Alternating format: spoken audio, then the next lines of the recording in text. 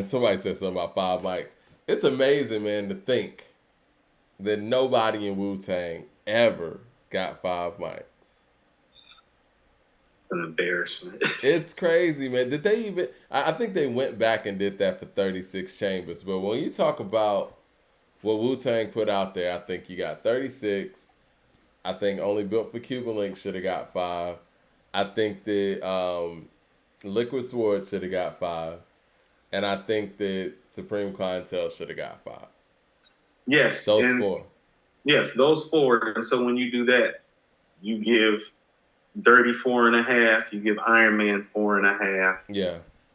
And that makes the Takao 4 look like the real 4 that it was. Mm-hmm. Right, because they gave Takao 4 mics. No, it's a 4 mic album. It's just everything else getting made around it was 4.5, 5 mic stuff. Because again, Life After Death got 5, right?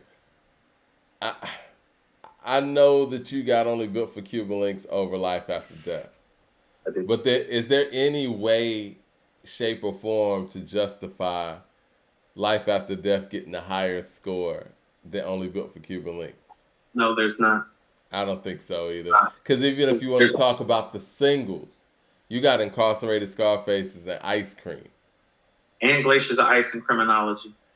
Listen. Stop that. All those songs, in my opinion, are better than the singles from Life After Death. They are, and they're hip-hop classics. Yeah. That's one of those songs is a hip-hop classic we just named. Yeah. Those are hip-hop classics. Puff is dancing the Glaciers of Ice. It's like cultural lexicon now. Puff is dancing the Glaciers of Ice 20 years later. You know that I think they got like some home video with Biggs riding around with Lil C's and all them after he got in that car accident and he's on the cane or whatever. They were listening to Glaciers of Ice. Glaciers of Ice is crazy, Mike. It's actually my personal favorite song on Only Built for Cuban Linx. Okay, so this is what I'm saying, Mike. Like, the Purple Tape is one of those few rap albums, Mike, where damn near every song is a classic song.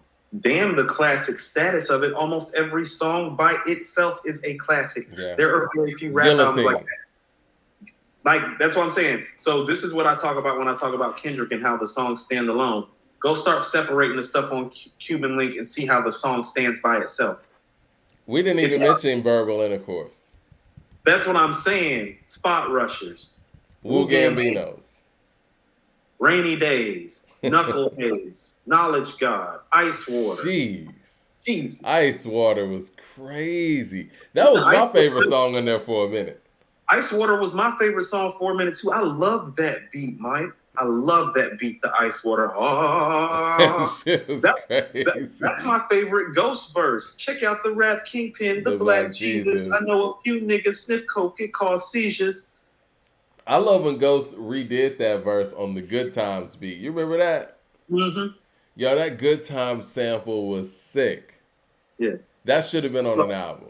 So this is what I mean. So the difference between the Infamous and the Purple Tape is that the Infamous has about 6 or 7 songs. The Purple Tape is like that for like 16 songs. Like the 6 or 7 songs on the Infamous that are like operating at that level, the entirety of the Purple Tape operates at that level. What's rare about the Purple Tape is the fact that everybody brought their A game. Everybody. I can't think of an album that wasn't a group album per se, that everybody brought their A game in that way. Akumanai's like that too, but not to this level.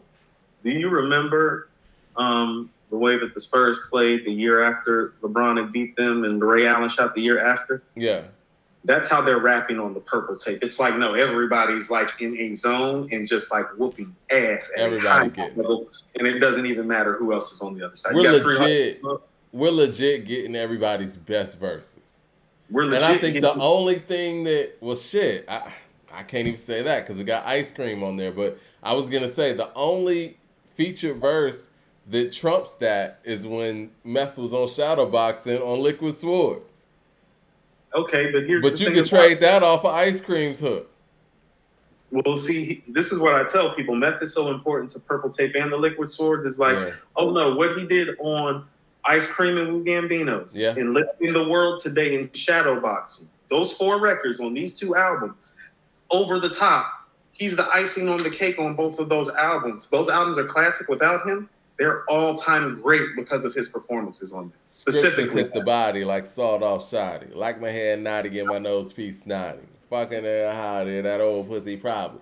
Bird like the deserts of my copy, for real. ain't nothing fraudulent here. We Pioneers. A new frontier. This be a woo, yeah. 36 chambers of fear, huh? You lost it. Information leaking out your faucet. Time to forfeit your crown. And leave the grounds. It's a new sheriff in town holding it down. Yeah. Shout out to Rick and Raw with the super chat. He said, "What up, homies? Yo, Glaciers was special, and Heaven and Hell was B-side. You knew instantly something was incredible when that album was coming. Yeah. I remember seeing Incarcerated Scarfaces and being mesmerized. Like, yo, these niggas is those niggas, man. And I'll tell you what, too, Mike, and I've always told you this, I only have Equimini ahead of the Purple Tape about the diversity that it offers you, mostly in the form of Spody Odie Dopalicious. And Liberation and stuff. Right, no, specifically those two records. But here's what I'm going to tell you. I may end up having to switch that because musically, Equimini, do you think it's holding up better than the Purple Tape? I don't. And you know me. I love Equimini. I've written articles on articles and articles about Equimini's greatness, and pound for pound, 74 minutes of just straight flawlessness. But Purple Tape, that shit different, man. And so what I would tell you is that I've had Equimini at number 2 for a very long time, but about the way that the Purple Tape and Doggy Style are holding up, Mike, about the way they're holding up. I'll tell you this, and I know you're an Illmatic guy. You're not holding up like that. No. I'll tell you this. I'm probably, on most days, going to play Doggy Style or Only Built for Cuban Linx before I'll play Illmatic. Now, Illmatic holds up incredibly well. But Mike, I ain't saying it doesn't hold up as well as those. But those albums are more fun to listen to. No, I'll tell you the truth, Mike.